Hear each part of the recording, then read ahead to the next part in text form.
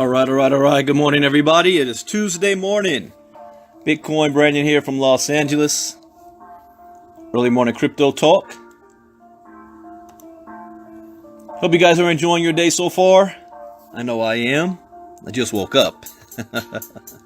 So what's going on? We've got Bethany Gibbs, Jeff Leinenberger, Phil Childers, Kirill, Lance, Umar, Robert, Nazim, Yashika, Carl Davis, Darnell, Mr. Ryan Jones, Jason Keena. Good morning.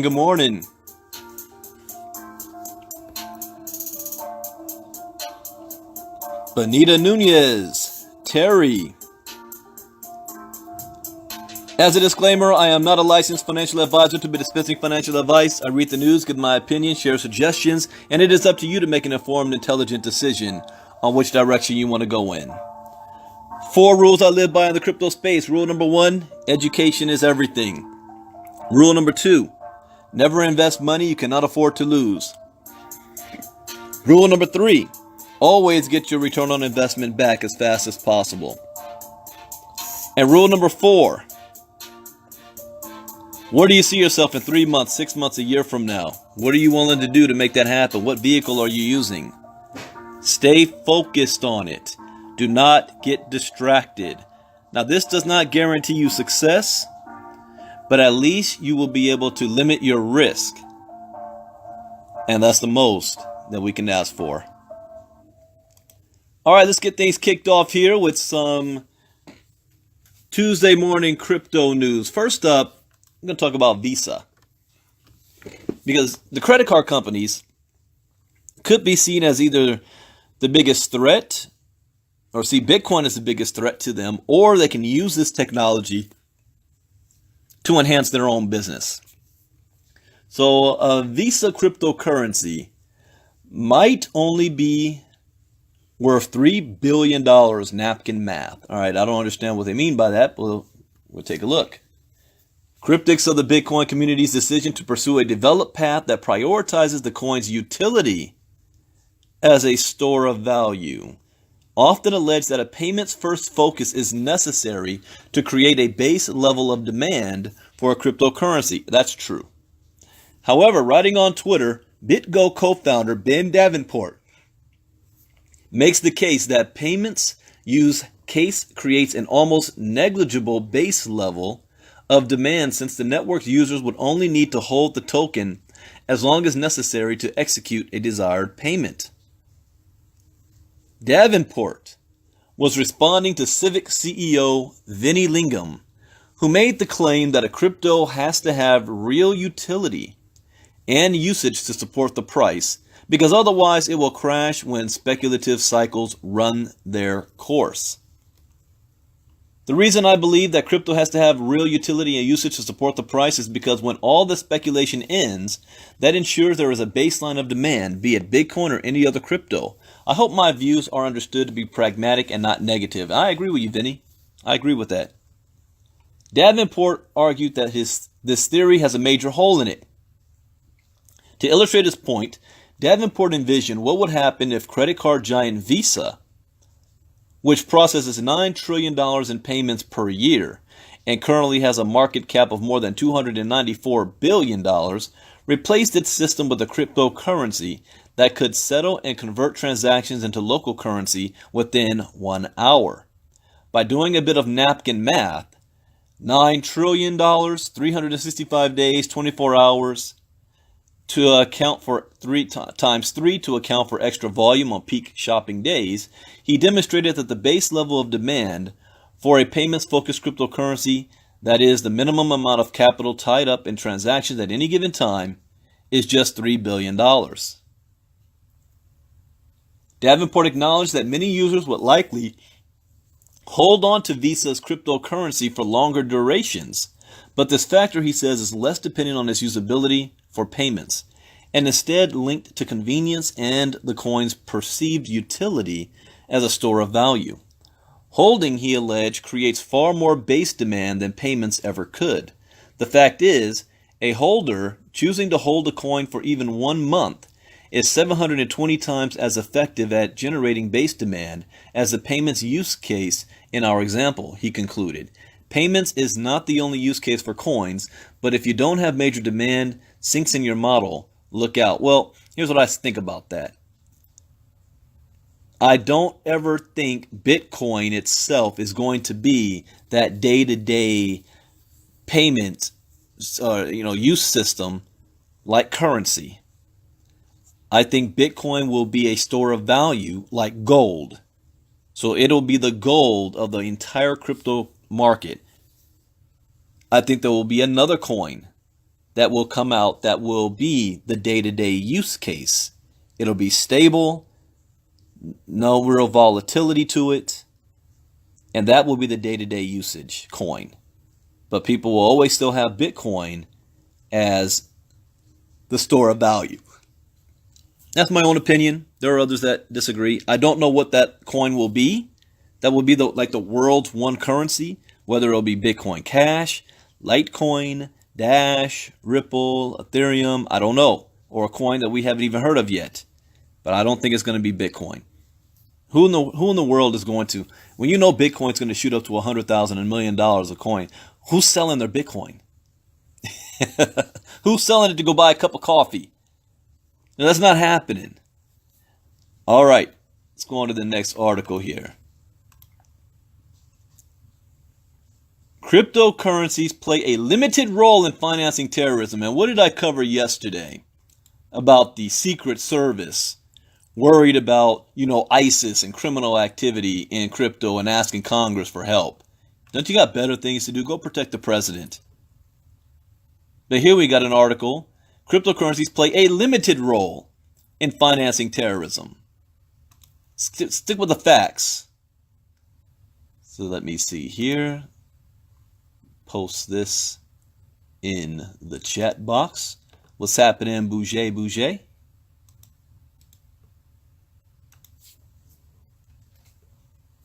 All right. Although Bitcoin is often linked to criminals, hackers, and the dark web, SoftRep News, a news and intelligence site from Special Operation veterans, believes that Bitcoin is overrated when it comes to financing terrorism. The rise of cryptocurrency in terrorism, is it?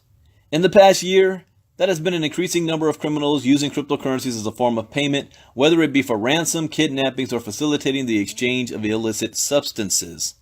However, when it comes to funding terror, there are many barriers and technical problems that make it a poor medium of exchange.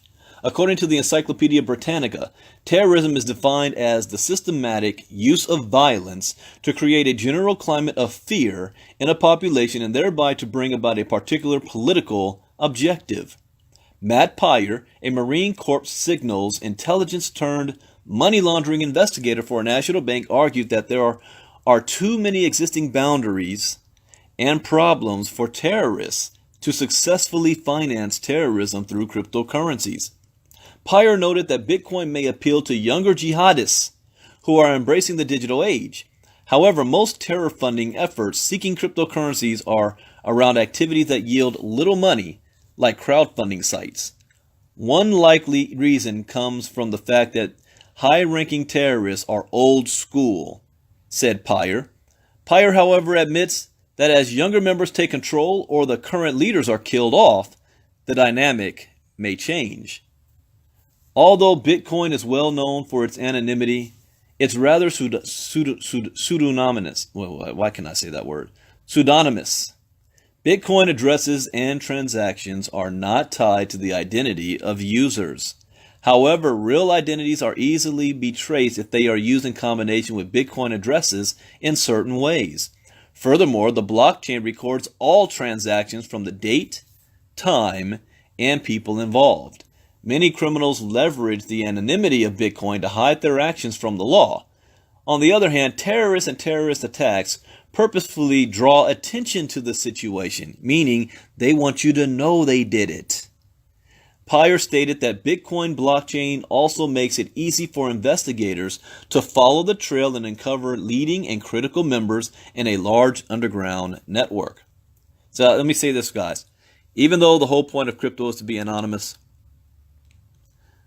the problem is that everything is public record. So if they figure out who owns what wallet, they can trace and track everything back. All right. If mining is... No, let's go back here. As for sustainability, if terrorists were to leverage Bitcoin, they'd most likely be involved in the mining process. Computer mining may sound simple, but with Bitcoin's rise to popularity, it's become ever more difficult due to the increasing competition. Mining computers, therefore, cost a lot, from $5,000 to $35,000. Well, Green X is $3,750. I just had to throw that out there. You want a mining machine? $3,750. The upfront costs, electricity consumption, and hardware requirements are extremely difficult in a third world country. Even in the developed nations, the sheer amount of energy would draw out attention. Pyre mentioned that police agencies already look out for sites with high energy consumption. That's easy. Especially when searching for houses growing marijuana. If mining is too difficult, terrorists could theoretically purchase from cryptocurrency exchanges. However, with new anti-money laundering and know your customer regulations, analysts are busy looking for suspicious cases of money laundering and terrorist findings. Any suspicious activities are also reported to the federal government. Bitcoin's volatile prices pose significant risks in financing terrorism, especially since the money laundering process is long and extensive. Funds move clandestinely to avoid alerting investigators, said Pyre. If a currency loses half its value in a short time or gets wiped out by hackers, then what good is it? Pyre commented that assets like gold retain their value. Terrorists therefore would prefer gold over cryptocurrencies as their value remains fairly consistent over time. That's true. Good info. All right, let's move to the Far East. Jack Ma. You guys recognize that name? The richest man in China. Jack Ma, the founder of Alibaba, that had the biggest IPO in American history, and it wasn't even an American company. So he is one of the billionaire elites of the world. And he made his money off of e-commerce. See, this is what's funny about this and why I don't believe a word he says. Because e-commerce is the father of Bitcoin. Cryptocurrency is just piggybacking on the back of e-commerce. Digital transactions, digital currency, everything being moved through the internet. Blockchain is just part 2 of this, the next evolution of it. And he made billions off of this. So why is he negative about Bitcoin? Well, I always say, don't pay attention to what they say, follow what they do. Jamie Dimon bashed Bitcoin fiercely last year and said that he would fire anybody in Chase Morgan who even traded in Bitcoin, and then 2 days later is the world's second leadest buyer of Bitcoin assets in the world. 2 days later. Hypocrisy at its best. So when I see Warren Buffett and Jack Ma running their mouths, that lets me know they're up to something, or they wouldn't even be talking about this. They wouldn't care. But why are they talking about it? They're doing something. So what is Jack Ma doing? Jack Ma launches blockchain. Interesting. He launches a blockchain money remittance to Philippines and then bashes Bitcoin again. Alibaba Group's affiliate, Ant Financial Services, is on the way to cutting the cost of remitting money to close to zero using blockchain technology. This is according to the online retail giant's co-founder Jack Ma, who said this during the launch of a blockchain-based money transfer service between Hong Kong and the Philippines. The remittance, will be operated by Alipay HK, a Hong Kong-based joint venture of Ant Financial, as well as CK Hutchison Holdings, and GCash, a service of the Filipino telecommunications services firm. Globe Telecom Inc. Standard Chartered will be the settlement bank for the service. According to Ma, it has been his, look at this, long cherished dream to cut remittance costs. Hey Jack, would you happen to be Satoshi Nakamoto? It's been your long dream to cut remittance costs? That one line right there, you know what that tells me? He knows far more about Bitcoin and blockchain than all of us combined. I am confident in that. Alibaba is not that old. And he's talking about a long cherished dream. So he's already looking at, how can I cut costs? How can I move product more efficiently? How can I make transactions much quicker and increase profit? Oh, well, enter the blockchain. So he's been thinking of this, the next evolution of e-commerce, for a very long time. So don't be fooled if he's running his mouth against this. So he says, this comes from a promise I made a long time ago when Alipay was just launched. I have friends who are Filipino and they asked me when they could use Alipay to send money home because it was too expensive through banks, which charge too much. Is he not? Isn't that one of the definitions of what Bitcoin is all about? The whole point of cryptocurrency is for instantaneous transactions with low fees, peer-to-peer, without the need of a third party, like the bank. He's quoting it right now. But hold on, just wait for it. According to Ant Financial, the blockchain-based money remittance service is the first of its kind worldwide. So now, not only is he implementing it, he's the first to do it. He's been thinking about this for a long time. He's got the financial resources to do it. He understands the technology inside or out, or he wouldn't invest in it. And he's leading the world on this. But wait for it. The Philippines is the third biggest remittance market in the world, which last year recorded inflows of approximately $33 billion. You don't ignore $33 billion. Filipinos in Hong Kong are one of the largest foreign communities in the city-state, according to the Census and Statistics Department of Hong Kong. It is estimated that about $561 million was remitted by Filipinos in 2016. With the blockchain-based remittance service of Alipay, see what he's doing here? He already had Alipay. Now he's adding the blockchain onto it. Sending money will be done at competitive exchange rates, lower transaction fees, and in real time.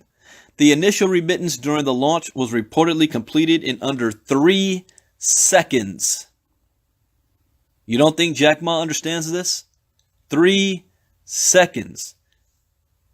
Twitter said, under the witness of Jack Ma, Ant Financial announced the launch of their first blockchain-based electronic wallet, a cross-border remittance service, and completed the first remittance within 3 seconds. While Ma said blockchain technology held revolutionary, all right, here we go again with that word. Who's saying it? It ain't Pookie on the corner. It's one of the world's richest men just said blockchain revolutionary potential. He reserved contrasting sentiment for Bitcoin. He's part of that for blockchain against Bitcoin group of billionaires. He says, blockchain technology could change our world more than people imagine. Stop right there. I need to make this into a quote. One of the richest men in the world, largest IPO in American history, just said blockchain technology could change our world more than people imagine. How great is your imagination? I admit, my imagination ain't that great. I can't draw to save my life. You know, I always was jealous of people that can come up with an image in their head and then just draw it on out. They got imagination. Or the other kids that, they can entertain themselves. I watched my kid play when they were little. Entertain themselves. They had wild, vivid imaginations. I found an old picture of my oldest son. He's 19. When he was 4. 3 or 4. I know he was out of his diapers. And he had he nothing on but underwear. He had a box on his head as a helmet. And he had the umbrella sticking through his underwear like a sword. I forgot what. I don't know if you watched Robin Hood or what. And he was playing, entertaining himself. Imagination. One of the most technological geniuses in the world just said, it is going to change the world more than people imagine. And you wonder why I'm so passionate about this. But, there's a but. Bitcoin, however, could be a bubble. Ma told journalists at the event. This is where the agenda comes into place. So he just proved that he fully understands exactly what blockchain is all about and the entire cryptocurrency movement.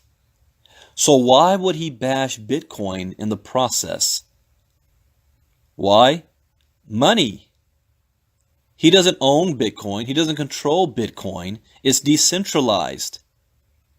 The whole point of making money is that you can control something, which means, mark my words, Jack Ma's going to be behind some either national Chinese cryptocurrency or they're going to create their own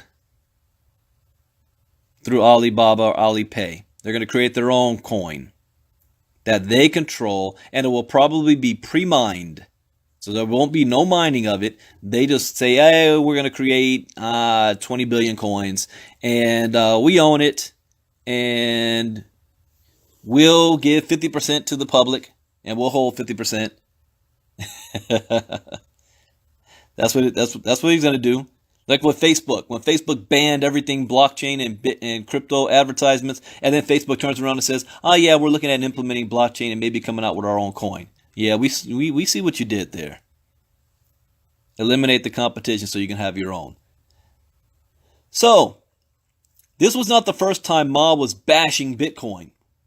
Towards the end of last year, he admitted to having little understanding of the flagship cryptocurrency, though he refrained from calling it a bubble. Stop right there. He's lying. How in one hand do you say, I have been looking for a solution to this whole money remittance thing for a very long time. You fund and you're leading the world to be the first remittance of blockchain with a blockchain company called Ant, whatever that you're backing, Ant Financial. You're the only one doing it. And then, but 6 months ago, you didn't have no understanding of what Bitcoin was all about? BS. See, you can't know blockchain without understanding Bitcoin, because Bitcoin is a reward for the miners mining the blockchain.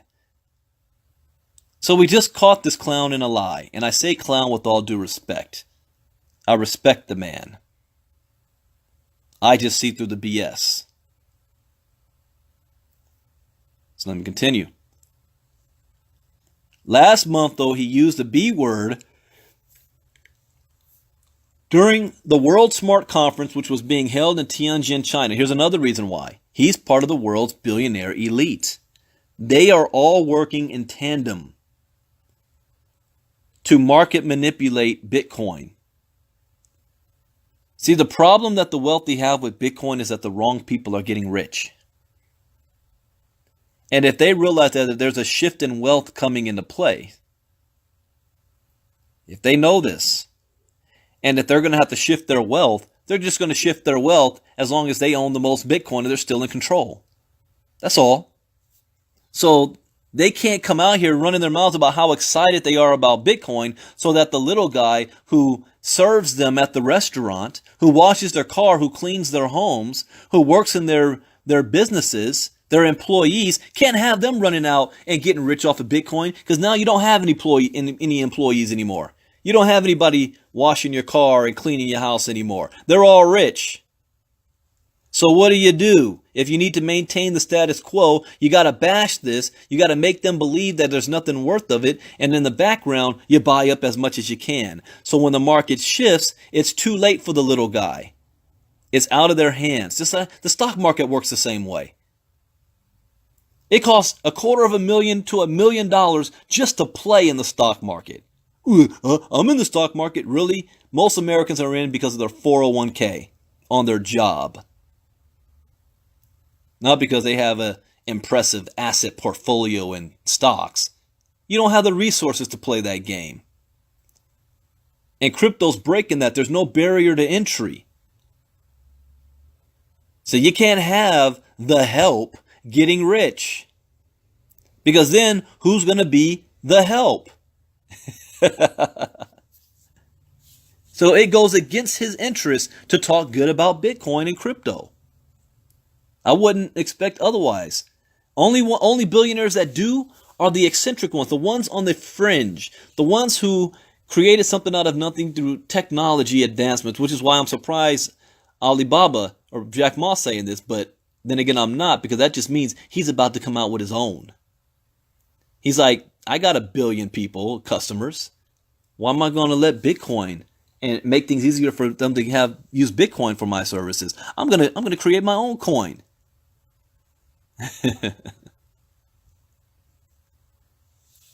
So Ma, however, holds the opposite view with regards to blockchain technology, which he has hailed as offering a solution to security, privacy, and data issues. See, to be a successful businessman or businesswoman is the ability to provide a solution to a problem. And this, what he just said, is the world's biggest problem when it comes to businesses: security, privacy, and data issues. And now blockchain provides that solution, which is why he is calling this revolutionary, bigger than most can even imagine. And yet I had one clown tell me yesterday, oh, why do I need education? You know what? I'm going to actually read exactly what he said, because it was a clown thing to say. Let me see. Where did he send it to me? Yeah, here we go. Brother Brandon, which business with Bitcoin? They already have education about it. Why should people pay to use cryptogenics? Really? Really? Here's why. 0.5% of the United States population doesn't even understand it. 0.5%. I'm sorry. 0.5% of the population are the only ones who get it. 99.9.5% of the entire U.S. population has no clear understanding of what blockchain and cryptocurrency is. That's why education is important. It is going to fundamentally change the way we live. The billionaires know it. The millionaires know it. The banks know it. The governments know it. But you don't. All I said to him, when I get things like that, I just say, the industry is constantly changing and growing. Education is the key. That's all I'm going to say, because I don't convince anybody. If you're not smart enough to understand the value of education in a brand new space, and you just want to go blindly out there, oh, well, education's out there, whoa, why do you pay? Okay, yeah, well, after you lose 50K, then come talk to me.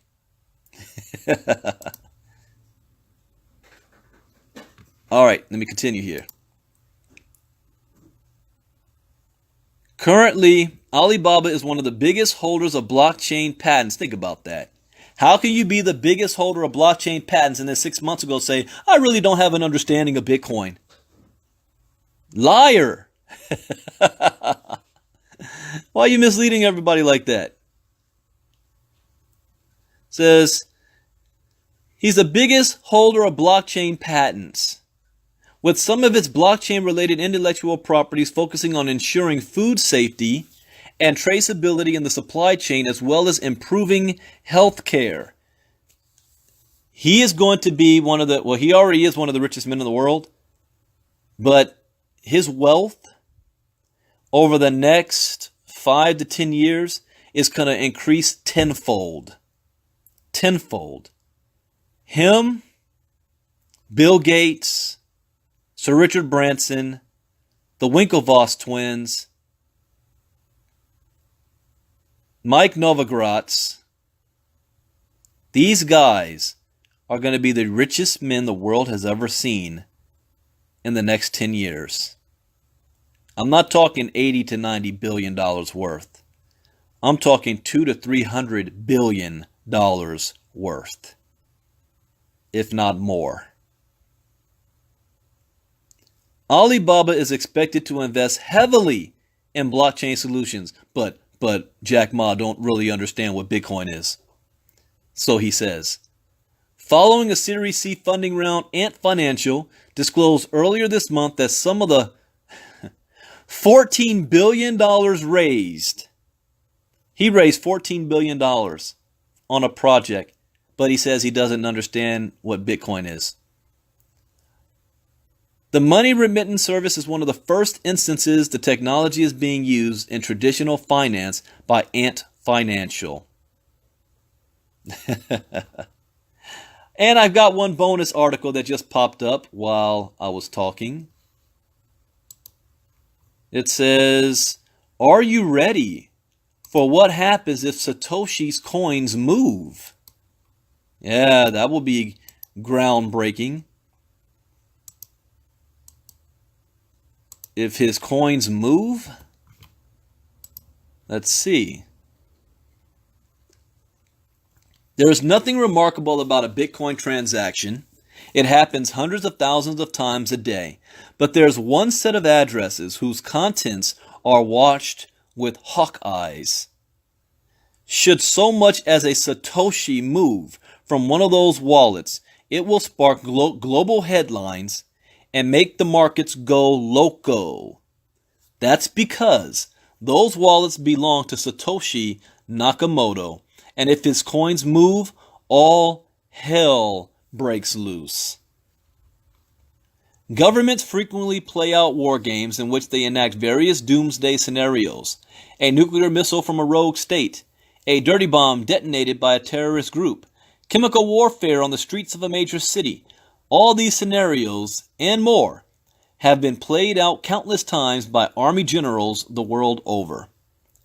Speculating about what would happen if Satoshi's coins were to move is Bitcoin's war games equivalent. This isn't conjecture for the sake of it. In other words, it's a serious exercise for an event that would have serious repercussions if it were to materialize. Suppose you wake up tomorrow to learn that one of Satoshi's estimated $1 million in BTC, 1 million BTC, 1 million. Do you know how much money that is? Let's do the math. So if you have a million BTC and the current price of each BTC is $6,100, so let's pull this in here. That's a worth of $6.1 billion. Right now, that account is worth $6.1 billion. Do you know what it was worth in December? $19 billion. What happens when the price goes to $100,000 per coin, or $500,000 per coin, or even $1 million per coin, and he has 1 million of them? He will be the world's richest man, in the last 500 years. Add a zero. So, let me continue here. Speculating about what would happen if Satoshi's coins were moved Is Bitcoin's war game equivalent? This isn't conjecture for the sake of it. In other words, it's a serious exercise for an event that would have serious repercussions if it were to materialize. Suppose you wake up tomorrow to learn that one of Satoshi's estimated 1 million BTC, after lying dormant for almost a decade, has moved to a Bitfinex hot wallet. What would be your next move? Do you panic sell and jump into Tether? Somebody that finally understands what Tether's really used for, and they're printing it. Tether is not manipulating the market. Tether is a safe haven for those that recognize when the market's about to go down. Do you FOMO, fear of moving out, into buying more BTC? Or do you watch the blockchain and wait, trying to figure out Satoshi's next move? It's probably a good idea to work out your answer now, because if Satoshi's coins ever do move from their current resting place, you'll have mere minutes, if that, to act before the market does. To grasp where the market might move if Satoshi's stash were to move, and why it would almost certainly be downward, is necessary to consider who Bitcoin's creator might be. There would appear to be three rational hypotheses. Satoshi is one guy or girl who, for the sake of argument, we'll call Satoshi Nakamoto. Satoshi, or number two, Satoshi is a group of people who, for the sake of argument, we'll call Hal Finney, Nick Szabo, and Gavin Andresen. And if you don't know who they are, they've been there from the beginning. Interesting they didn't say Craig Wright. Number three, Satoshi is a government agency who, for the sake of argument, we'll call the NSA. Hey, what about number four? People say it's probably somebody from the future who came back. Well, of the three scenarios, number one would present the biggest unknown. On the one hand, coins moving from Satoshi's wallet would induce market panic at the prospect of 1 million BTC being dumped by their owner. That is true. On the other hand, if the incident were to presage Satoshi's return from the digital wilderness with a newfound determination to contribute to Bitcoin Core's development, the 8 years of brilliant ideas to share with the world, well, that could prove very bullish for Bitcoin, especially if Satoshi then locked away the rest of his fortune in multisig to demonstrate his determination to never cash out. Before I give my opinion, it's not finished. For those who like their biblical allegories, Bitcoin's pseudonymous creator is synonymous with the book of Genesis. Satoshi promising never to flood the markets would be the equivalent of God sending a rainbow as his promise not to flood the earth, as recorded in Genesis 9. Make no mistake, Bitcoin is better without a strong leader, as Satoshi recognized right from the start. But if he was to return, it would move markets like the Great Flood moved mountains. And while we're playing war games, if Satoshi were to return and declare Bitcoin Cash to be his original vision, the flippening might happen faster than you could fit the puzzle piece to log into Binance and load up on BCH. But enough about option one, as we will still have two alternative doomsday scenarios to play out. If Satoshi is a they, anything's possible. If Satoshi is the work of several people, as has been theorized, the movement of a coin from one of the earliest wallets could signal dissent.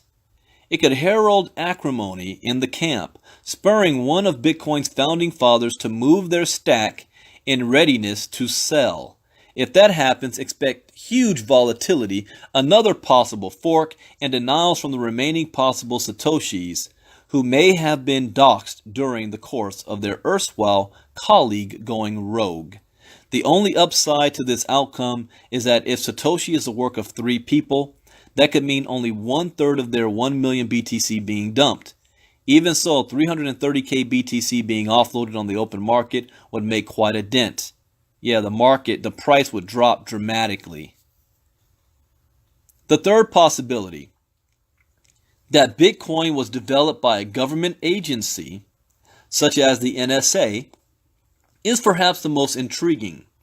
Bitcoin uses SHA-256, a hash function partly developed by the NSA, and thus it's not surprising that many suspect the cryptocurrency to be the agency's handiwork. If so, that fact is immaterial in the here and now. After all, Tor was in part developed by DARPA, but that hasn't stopped hackers, whistleblowers, and dissidents from trusting it implicitly. That's the beauty of open source code. There are no backdoors in Bitcoin because anyone can inspect its code and propose modifications to it, as developers have done over the past 9 years. And yet, if it transpired that a 3-letter agency was behind Bitcoin, owning 5% of the total supply would be their not-so-secret weapon. When you own 1 million Bitcoins, you don't need to backdoor its code. You simply wait until it starts to threaten the global financial system, then begin moving coins from Satoshi's wallet just to mess with the pros. Bitcoin crashes hard. Everyone but the earliest adopters gets wrecked. Oh man, I just can't get with these Bitcoin nerd talk. Wrecked, R-E-K-T. And trust in decentralized cryptocurrency is gone for good. If the CIA or NSA created Bitcoin, moving coins from Satoshi's wallet is crypto's very own mutually assured destruction. Regardless of which of these outcomes plays out, there is some good news for Bitcoin holders. In the short to medium term, Satoshi's coins moving, even without them being sold on an exchange, won't be good for the price of BTC. But in the long term, the effects of such a maneuver are limited. Sure, it will almost certainly depress prices, but it won't kill off the things that made Bitcoin so precious in the first place, a decentralized P2P currency that no one can censor or control. Satoshi, if he or they returns, can stall Bitcoin, but remains powerless to stop it. Yes, even Satoshi Nakamoto can't stop Bitcoin. It's too late for that. The virus has already spread. There can be no going back. Yeah, the genie's out of the bottle. Pandora's box is opened. Now, I'm going to share this. I'm not a licensed financial advisor, but I'll share with you part of my strategy. My strategy right now has not been becoming a massive holder of coins. You know, I don't say too much about what I do, what I have, but I just want to make a point. As volatile as the market is, you may not be in a situation where you have enough resources that you can really play the game and store up a gang of crypto coins and not pull it out to pay for living expenses, bills, and things like that. If you're in a situation where all your source of income is in the crypto space, basically, you don't have another source of income coming in that you can live on, then the strategy you need to have is always set a percentage aside of all the crypto you earn and put it into a wallet that you will never touch. Come up with your own budget. Some people's budget is $10K a month. Some people's budget is $5K a month. Some people's budget is $500 a week. But you put it into crypto like you would a savings account, and you forget about it. You don't ever think to go in there to pull that out to pay bills. And you let that continue to grow and grow and grow and grow. This is the least path of resistance. See, and Kathy pulls to invest in real estate, but look what she's doing. She's not pulling off to live off of. She's pulling off to make another investment that's going to produce money that she can live off of. But if you don't have the resources and you're just getting started, create a budget and stick to it consistently, that you're adding to it on a week-to-week basis until it starts to really stack up. And then you want to get into trading. When you trade, then you can, you have 10,000, 20,000, to trade. Now you're making a dent, because if you're able to do 2 or 3 positive trades a day, you might be able to make 4 to 5 to 7% a day on your money.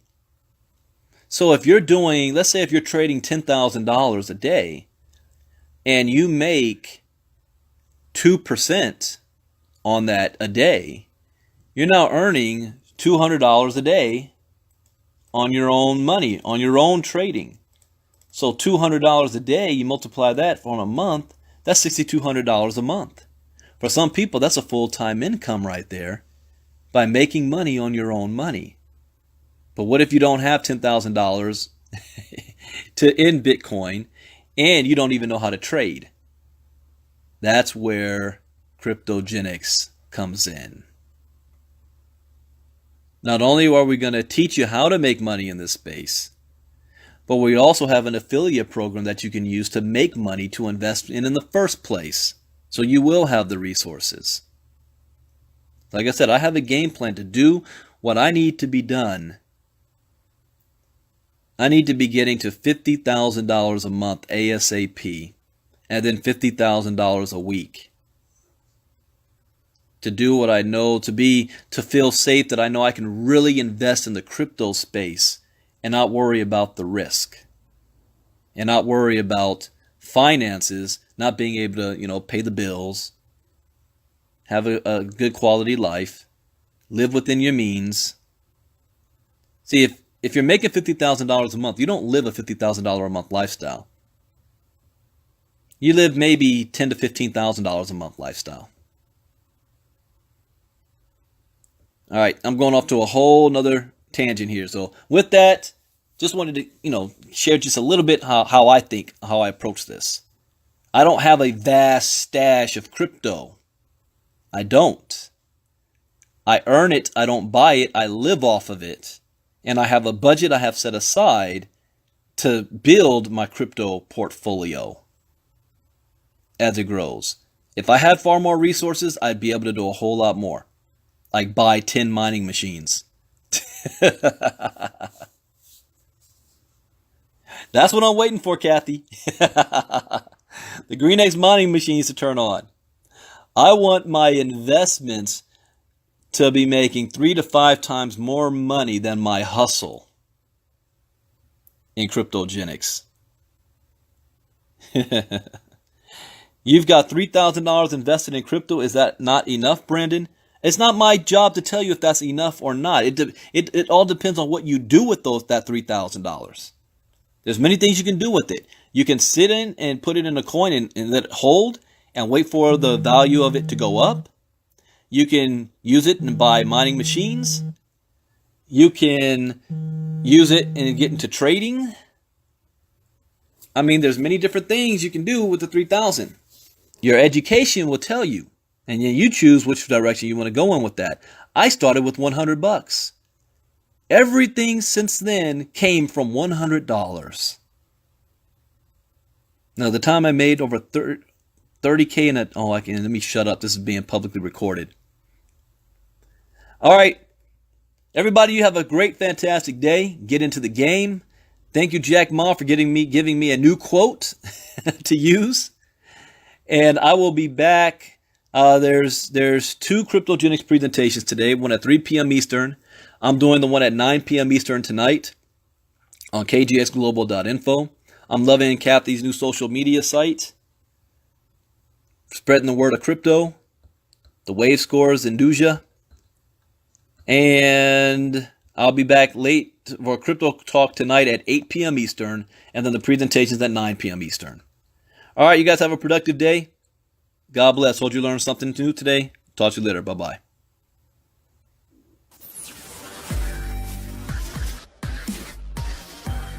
Cryptogenics.